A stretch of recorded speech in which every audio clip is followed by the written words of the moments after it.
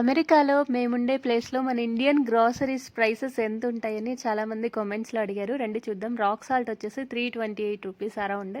ఇదొచ్చేసి ఒక half KG ఉంటది.